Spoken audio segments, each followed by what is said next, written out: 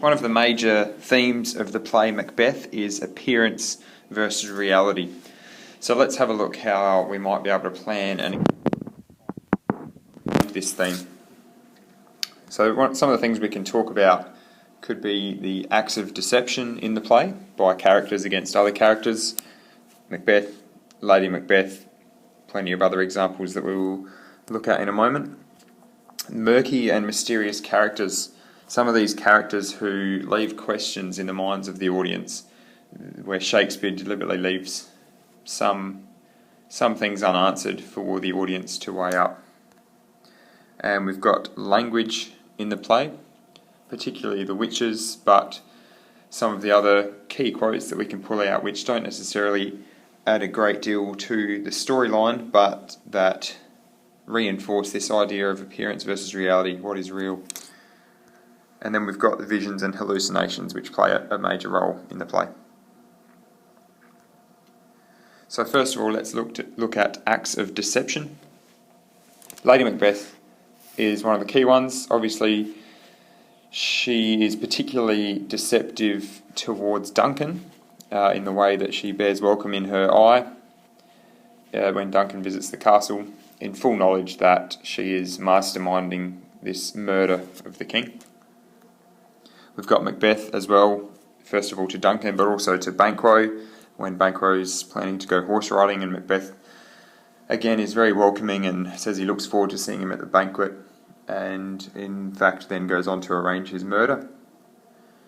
The witches very deceptive to Macbeth in their prophecies, particularly in their second round of prophecies in Act 4, Scene 1, when we find out the double meaning of what they are saying. They're telling Macbeth that he's going to be safe, knowing well and truly that he in fact is going to meet his demise. Other examples of deception that we have the option of talking about or simply tying into the discussion around these characters, we've got MacDonald and the Thane of Cawdor from early in the play, from Act 1, Scene 1.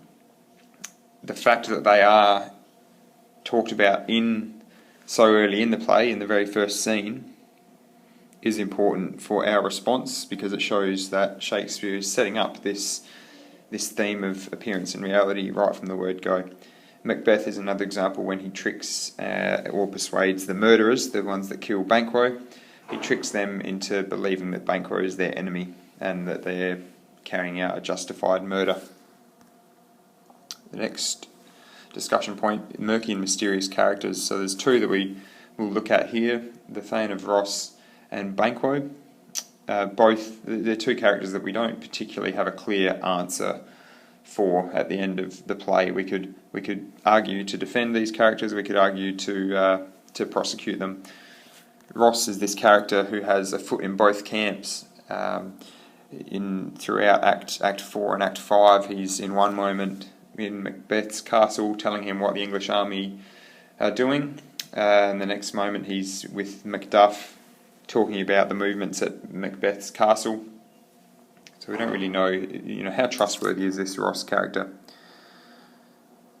To go a further level, he briefly tells Macduff that his children were at peace when I did leave them, when in fact, during that same conversation, he reports to Macduff that his wife and children have been murdered. Banquo is another one who we can question whether he's the perfect and good opposite to Macbeth, whether that's true or not. In Act 3, Scene 1, he shows very similar ambition, has a very similar internal struggle to what Macbeth had in the first act and early in Act 2. We'll have a look at that in a moment. He tells Macbeth, prior to Duncan's murder, that he dreamed last night of the three weird sisters. So we at that point can question if there's that same ambition ticking away inside Banquo, and did Macbeth form this murderous plot just before Banquo could? If we look at Banquo's speech, this is from Act 3, Scene 1, after Macbeth has become the king. Thou hast it now, King, Cawdor, Glamis, all, as the weird women promised, and I fear thou playedst most foully for it. Yet it was said it should not stand in thy posterity, but that myself should be the root and father of many kings. If there come truth from them, as upon thee, Macbeth, their speeches shine, why, by the verities on thee made good, may they not be my oracles as well, and set me up in hope? But hush, no more. So a couple of key lines that we can pull out of this speech, and you've got the modern translation there. If that's going to be helpful to you, you can pause and read that. The lines we want to have a look at. If there come truth from them, why, by the verities on thee made good, may they not be my oracles as well? He's setting himself up in hope that if they've spoken truth to Macbeth, maybe my sons will go on to kings like they promised. May they not be my oracles as well? Will they not be true prophecies that come true for me? And again, very similar to Macbeth, he tries to push this ambition away, but hush, no more. So it's an internal struggle that very much mirrors what Macbeth went through in Act 1, which again leaves us to question, was Banquo slowly heading down the same path as Macbeth? We can talk about the language in the play as another talking point. The witches are an obvious one, and one of the most famous lines that they speak: fair is foul and foul is fair. Again, doesn't give us much in the storyline, but being spoken in Act 1, Scene 1, makes it a very key part of the play. It shows Shakespeare setting up this very important theme of appearance versus reality. Duncan has a couple of lines that are helpful for this topic as well. There's no art to find the mind's construction in the face. He says this after the Thane of Cawdor is hanged for his treachery. And again, while it doesn't add much to the storyline, to Macbeth's downfall, or it doesn't progress the plot in any way, it foreshadows what happens throughout the play and adds to our theme, this theme that we're talking about, appearance versus reality. Because throughout the play, through Lady Macbeth, all of the examples we looked at under deceptive characters, this statement applies. There's no art to find the mind's construction in the face. Another line from Duncan: what he hath lost, noble Macbeth hath won. This line was again referring to the Thane of Cawdor when that thaneship was being awarded to Macbeth, and it comes to have a double meaning because, as we find out later on, Macbeth not only inherits that title of Thane of Cawdor, but he also inherits the treacherous behaviour of the Thane of Cawdor. So there's a double meaning there and an irony that the audience is aware of. Not sure what he's doing there. Visions is another topic we can talk about. Famously, the dagger scene reinforces the idea of appearance versus reality. The dagger which Macbeth sees and which entices Macbeth into Duncan's room to kill him, the dagger pointing in that direction and really showing the audience just how much of a toll this idea of murder, how much of a toll that's taking on Macbeth. Duncan reminding Lady of her father as he sleeps, so this being one of the reasons why Lady Macbeth couldn't kill Duncan herself, is that she said that the sleeping king reminded her of her father. Again, another appearance versus reality example. In Lady Macbeth's blood hallucinations in Act 5, Scene 1, when she sleepwalks and thinks she can't wash the blood from her hands, not only is this an example of appearance versus reality, but it also is a stark contrast from Lady Macbeth's behaviour in Act 1. In Act 1, she believes that a little water clears us of this deed, and thinks that it's as simple as that, washing away the act of murder, and they're all clear. But by Act 5, she's had this complete reversal and probably dealing with the reality of murder. And rather than saying a little water clears us of this deed, her language in Act 5, Scene 1 is, here's the smell of blood still. All the perfumes of Arabia will not sweeten this little hand. Again, a complete transformation from Act 1. And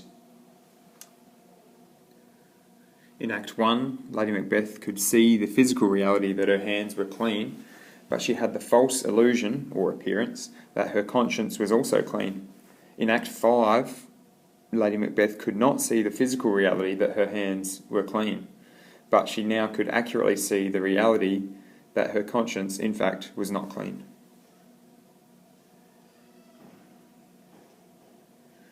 So let's look at a question that we might come across for an extended response on this topic. So Macbeth is a play of discernment about what is true and real. To what extent do you agree with this statement? So we've planned for an extended response around the topic of appearance versus reality. How can we shape this to answer this question, which is on the same topic but asks for a specific angle on that? So our first idea was acts of deception. So we've got to think of how we can build a topic sentence or a concluding sentence to this paragraph to make it fit the question and build that paragraph around the question. So we can say something along the lines of, these acts of deception that litter the play highlight Shakespeare's focus on appearance and reality. And that provides a good link, links it back to the question, and it's still along the lines of what we had planned, and we can still use those same examples. Our second paragraph was on mysterious and murky characters. Again, how can we build a topic sentence or a link sentence around this idea? And we can say the questions the audience faces over characters like Ross and Banquo add to the fog and filthy air that Shakespeare creates around what is real. The reason we mention the audience in this concluding sentence, or in this topic sentence, if you were going to use this as a topic sentence, is because this paragraph is about how Shakespeare positions his audience. He has these characters which we don't quite know what to think or feel about. You'll notice there the use of fog and filthy air, taking a quote from Act 1, Scene 1, and just adds a bit of depth to our response by integrating a little piece of that Shakespearean language in that concluding sentence.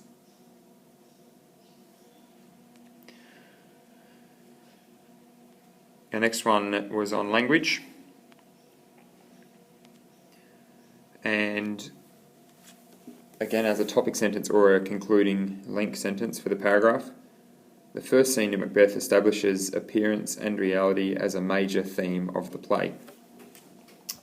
We might just correct that to act is more accurate. Some of the examples that we had on language were from Duncan in Act 2 and Act 1, Scenes 2 throughout the act, and we had the witch's language from Act 1, Scene 1. So that again, you keep the same ideas, and this is a sentence which allows us to link that to the question that we're actually answering. Next we had visions. Same thing, how can we take our ideas, link them to this question about discernment, about what is true and real? Say the mental battles that Macbeth and Lady Macbeth both wage with their sanity reinforce the question of what is real and what is not.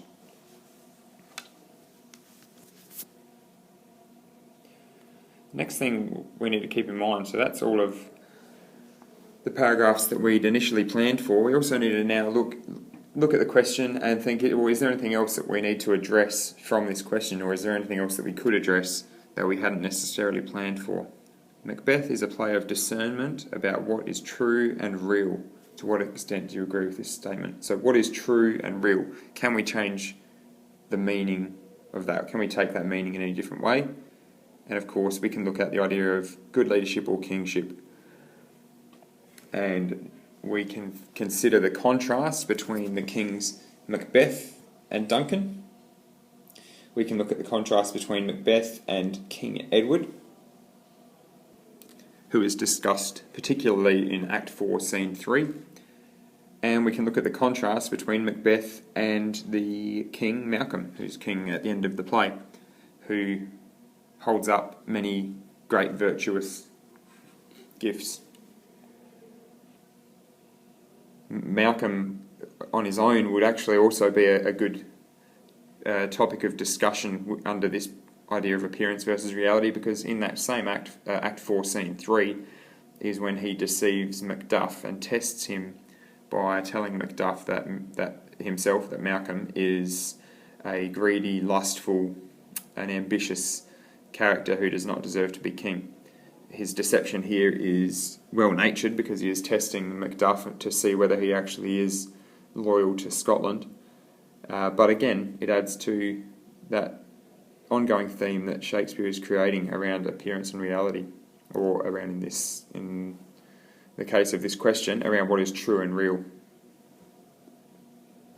So if we look back at our initial plan, we had those 4 ideas which we were able to use, and with some minor tweaking we were able to make them fit the question that we looked at. Thanks for tuning in.